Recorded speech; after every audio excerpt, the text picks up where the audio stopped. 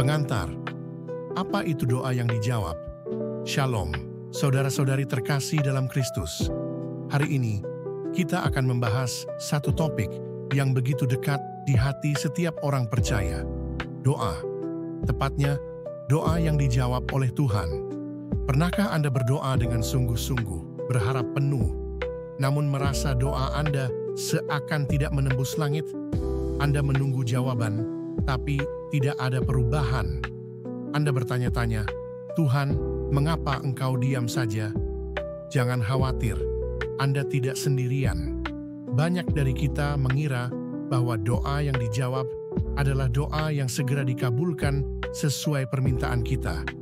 Tapi kebenaran firman Tuhan menyingkapkan sesuatu yang jauh lebih dalam, bahwa doa yang dijawab adalah doa yang selaras dengan kehendak Allah.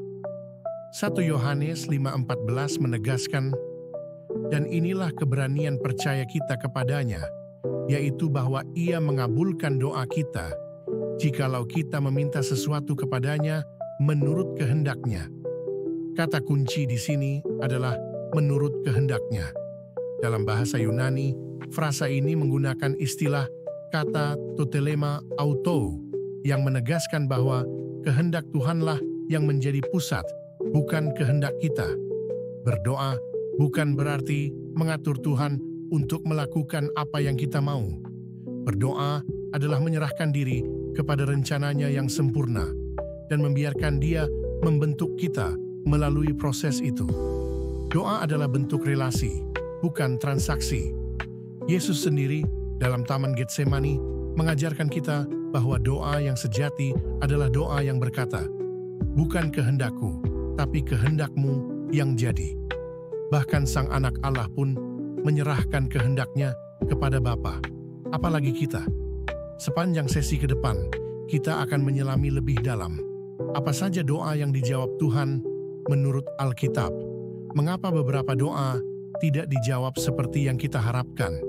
Dan bagaimana kita bisa membangun kehidupan doa yang membawa kemenangan? Persiapkan hati Anda.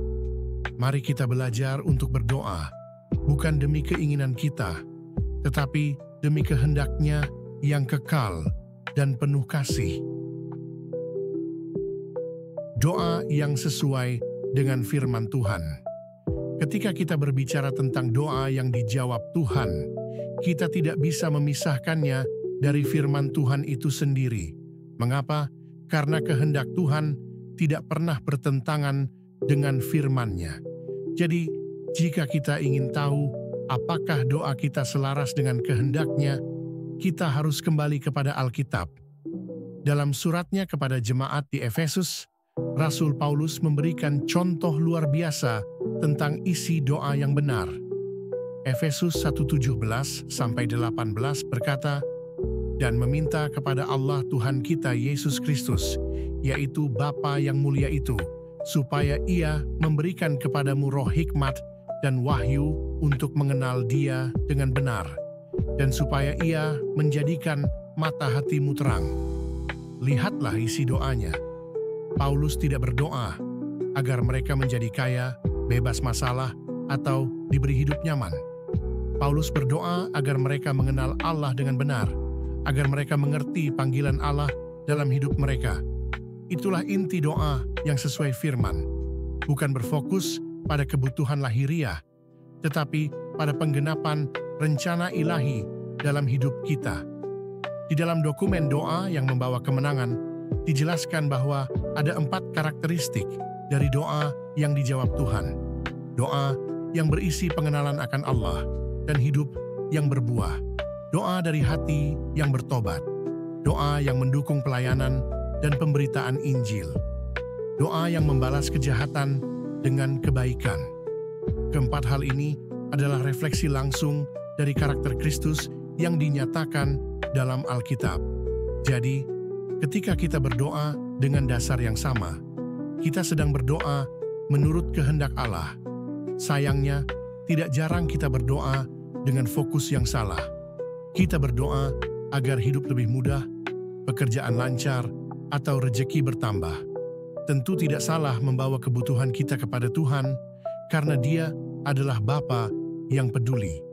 Tapi yang menjadi masalah adalah ketika doa kita hanya berpusat pada diri sendiri, tanpa peduli apakah itu menyenangkan hati Tuhan.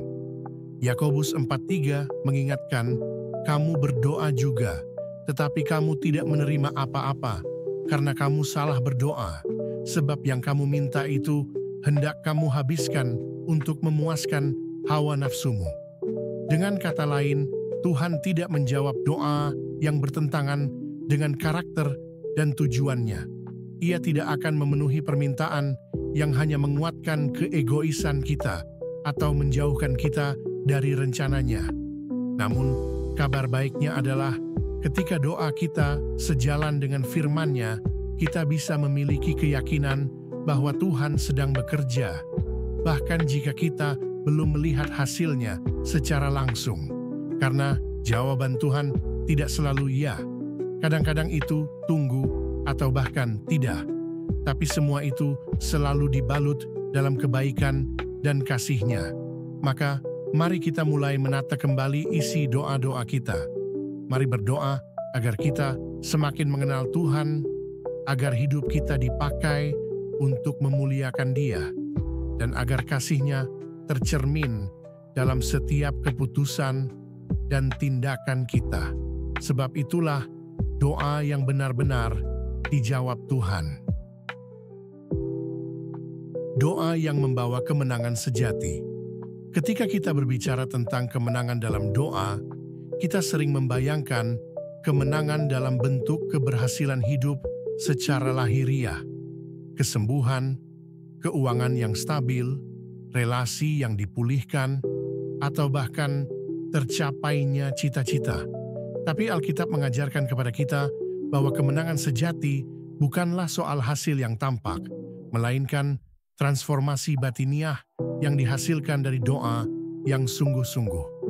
Dalam Matius 6:13, Yesus mengajarkan kita untuk berdoa. Dan janganlah membawa kami ke dalam pencobaan, tetapi lepaskanlah kami daripada yang jahat. Doa ini bukan tentang menghindari tantangan hidup, tapi tentang permohonan untuk tidak jatuh ke dalam pencobaan, agar kita menang secara rohani. Ini adalah pengakuan bahwa tanpa pertolongan Allah, kita lemah, mudah tergoda, dan bisa terseret dalam arus dunia. Viktor Frankl, seorang psikolog dan penyintas Holocaust, pernah berkata, kemenangan yang sejati adalah kemenangan batin. Prinsip ini selaras dengan kebenaran Alkitab. Filipi 4:13 menyatakan, segala perkara dapat kutanggung di dalam Dia yang memberi kekuatan kepadaku.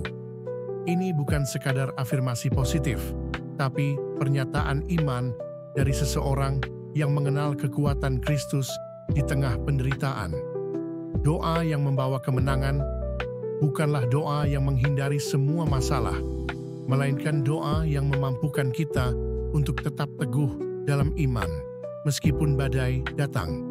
Contohnya, Rasul Paulus berulang kali memohon kepada Tuhan untuk mengangkat duri dalam daging yang mengganggunya. Tapi, apa jawaban Tuhan? Dalam 2 Korintus 12:9, Tuhan berkata, cukuplah kasih karuniaku bagimu, sebab justru dalam kelemahanlah kuasaku menjadi sempurna. Kemenangan yang sejati adalah ketika kita bisa berkata seperti Paulus, aku bersuka cita dalam kelemahanku. Inilah yang membuat doa menjadi alat transformasi. Doa mengubah perspektif kita. Doa membuat kita tidak lagi melihat hidup dari kacamata duniawi, tetapi dari sudut pandang kekekalan. Dan dalam Roma 8:37, Rasul Paulus menyimpulkan dengan penuh kuasa, tetapi dalam semuanya itu, kita lebih daripada orang-orang yang menang oleh Dia yang telah mengasihi kita. Apa maksud lebih dari pemenang? Artinya, kita bukan hanya sekadar lolos dari masalah. Kita menang dengan membawa nilai kekal dari setiap penderitaan. Kita diubahkan menjadi lebih serupa Kristus.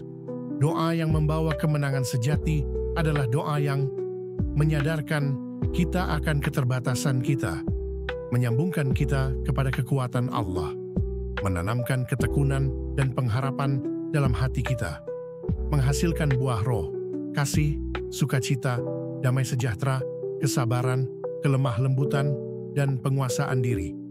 Jadi, jika Anda hari ini sedang berdoa dan belum melihat jawaban, jangan patah semangat. Lihatlah ke dalam. Apa yang Tuhan sedang bentuk dalam hati Anda? Apa karakter Kristus yang sedang Ia tanamkan?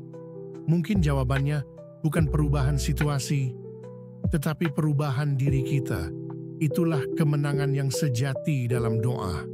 Bukan perubahan keadaan, tapi perubahan manusia batiniah. Bukan sekadar jalan keluar, tetapi jalan masuk ke dalam kehendak Tuhan yang sempurna dan kekal. Doa yang penuh otoritas. Kuasa di dalam nama Yesus. Saudara yang terkasih, tahukah Anda bahwa ketika Anda berdoa, Anda tidak berbicara sebagai seseorang yang tidak dikenal di hadapan Tuhan. Anda berdoa sebagai anak-anak Allah, sebagai orang yang telah ditebus oleh darah Kristus, dan sebagai bagian dari tubuhnya, yaitu jemaat. Itulah sebabnya doa yang dinaikkan dalam nama Yesus Kristus memiliki kuasa yang besar. Bukan karena namanya seperti mantra, tetapi karena nama itu mewakili otoritas yang telah diberikan Allah kepada Yesus dan kemudian diwariskan kepada mereka yang percaya kepadanya. Dalam Lukas 4:49, kita membaca bahwa Yesus berdiri di sisi seorang perempuan yang sedang sakit demam. Ia tidak hanya meminta, tetapi menghardik demam itu, dan seketika itu juga penyakit itu meninggalkannya. Tindakan ini menunjukkan kuasa dan otoritas ilahi. Apa hubungannya dengan doa kita? Dalam Efesus 1:20-23, Paulus menjelaskan bahwa Allah telah membangkitkan Kristus dari antara orang mati dan mendudukkan Dia di sebelah kanannya di sorga, di atas segala pemerintah, kuasa, dan nama. Dan Ia telah menetapkan Yesus sebagai kepala atas segala sesuatu bagi jemaat. Kita, sebagai jemaat, adalah tubuhnya. Itu berarti kita terhubung secara langsung dengan otoritas dan kuasa Kristus. Maka, ketika kita berdoa, kita tidak berdoa sebagai orang yang terputus dari kuasa sorgawi, tetapi sebagai bagian dari Kristus sendiri. Oleh karena itu, doa yang penuh otoritas bukanlah doa yang berteriak-teriak, melainkan doa yang dibangun atas dasar iman yang dalam. Keyakinan bahwa ketika kita berdoa menurut kehendak Allah dan dalam nama Yesus, doa itu berkuasa.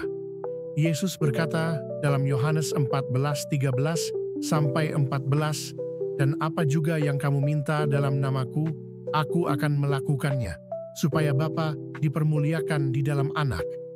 Jika kamu meminta sesuatu kepadaku dalam namaku, aku akan melakukannya."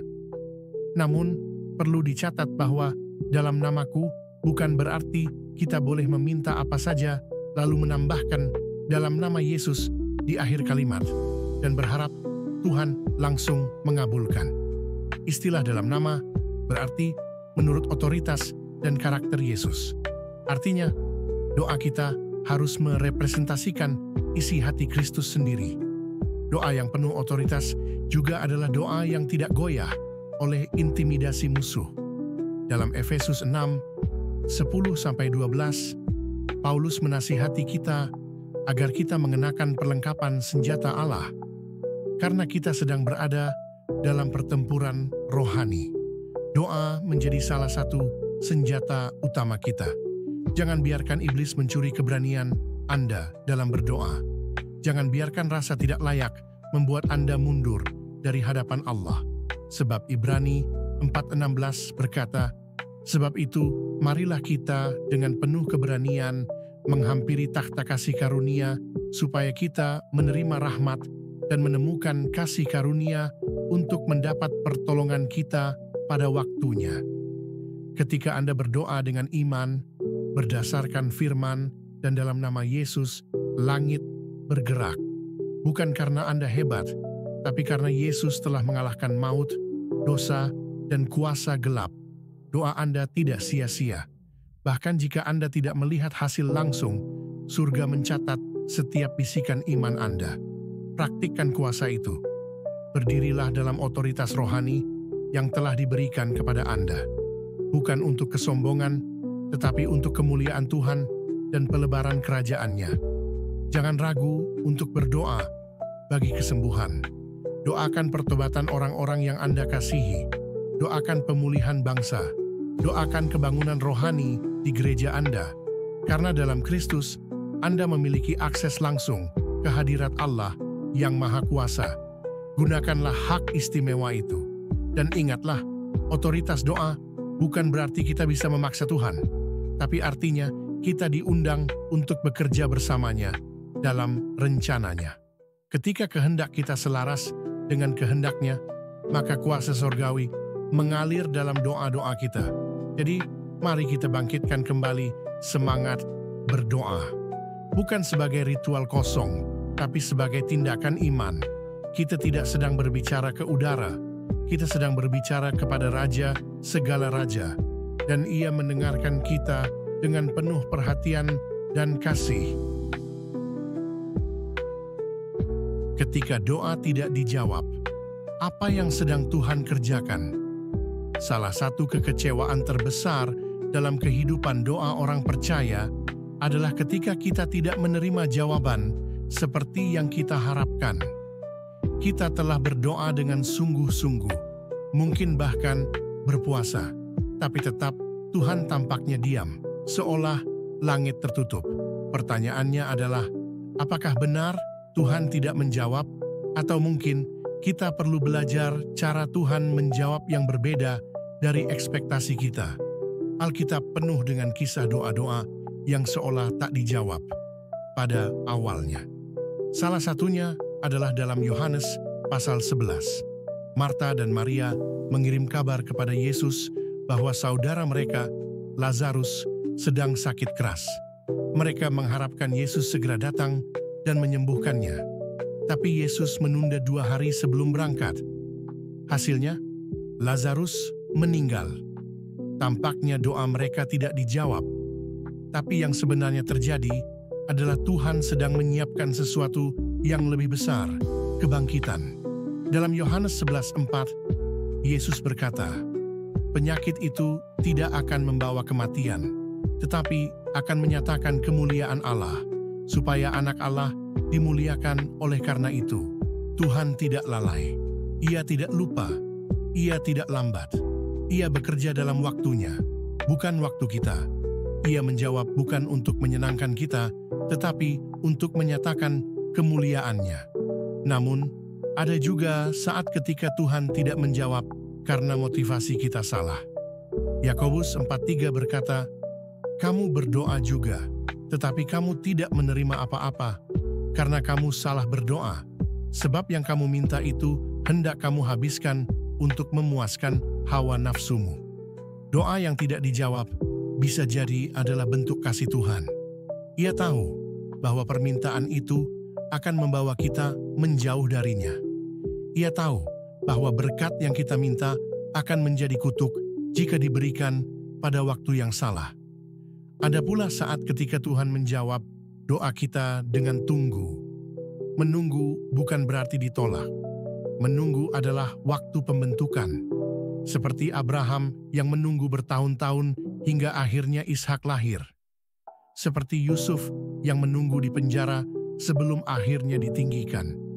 Seperti Daud yang diurapi jadi raja, tapi harus lari dari Saul sebelum akhirnya duduk di takhta. Selama masa tunggu, Tuhan sedang membentuk karakter kita. Ia sedang membangun iman, kesabaran, dan pengharapan. Ia sedang menanamkan dalam kita ketekunan dan ketundukan. Dan ada kalanya juga Tuhan menjawab dengan tidak. Seperti ketika Paulus memohon agar duri dalam dagingnya diambil. Tuhan menjawab dalam 2 Korintus 12:9, "Cukuplah kasih karuniaku bagimu, sebab justru dalam kelemahanlah kuasaku menjadi sempurna. Apakah jawaban tidak itu kekalahan? Tidak, itu adalah kemenangan dalam bentuk yang tidak kita sangka. Kemenangan atas kebergantungan pada kekuatan sendiri. Kemenangan dalam memahami bahwa kasih karunia Allah cukup. Sahabat, jika Anda sedang berada dalam masa doa yang tak kunjung dijawab, jangan menyerah. Jangan berhenti percaya, Tuhan sedang bekerja, bahkan dalam keheningan. Teruslah berdoa, bukan untuk mengubah rencana Tuhan, tapi untuk mengubah hati kita agar semakin mengerti dan menerima rencananya. Doa bukan hanya soal jawaban, doa adalah soal relasi. Dan relasi yang kuat tetap terjalin meski komunikasi tampak sepihak. Karena kita tahu, Tuhan selalu mendengar, dan pada waktunya kita akan memahami bahwa dalam semua hal, Tuhan itu baik. Penutup, berdoa seperti Kristus. Berdoa. Kita telah berjalan sejauh ini dalam memahami doa yang dijawab Tuhan. Dari menyelaraskan doa kita dengan kehendak-Nya, sampai menerima bahwa jawabannya kadang tunggu, atau bahkan tidak. Tapi satu kebenaran tak pernah berubah. Doa yang sejati selalu membawa kita lebih dekat kepada Allah. Dan tiada teladan yang lebih sempurna dalam doa selain Yesus Kristus sendiri. Di Taman Getsemani, malam sebelum penyaliban, Yesus membawa doanya dalam penderitaan yang luar biasa. Dalam Matius 26:39, Ia berseru, "Ya Bapakku, jikalau sekiranya mungkin, biarlah cawan ini lalu daripadaku. Tetapi janganlah seperti yang kukehendaki, melainkan seperti yang Engkau kehendaki." Ini adalah momen paling mendalam dalam seluruh Alkitab tentang makna doa sejati. Doa bukanlah alat untuk menghindari salib, tetapi sarana untuk menundukkan kehendak pada rencana Allah.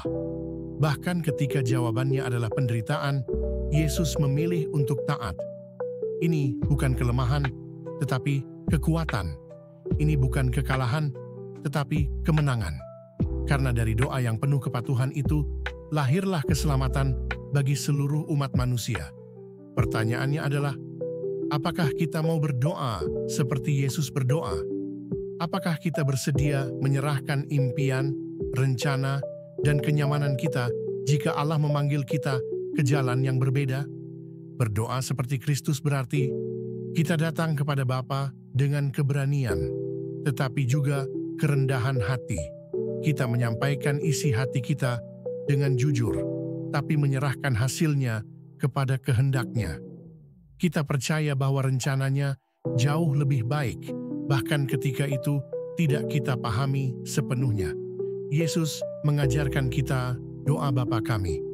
Dalam doa itu, Ia berkata, "Jadilah kehendak-Mu di bumi seperti di sorga." Ini bukan kalimat pasif. Ini adalah deklarasi iman, bahwa di tengah dunia yang rusak, kita ingin melihat kehendak Allah digenapi, dimulai dari hidup kita sendiri. Sahabat, doa adalah nafas kehidupan rohani. Tanpa doa, kita kering, rapuh, dan mudah tersesat.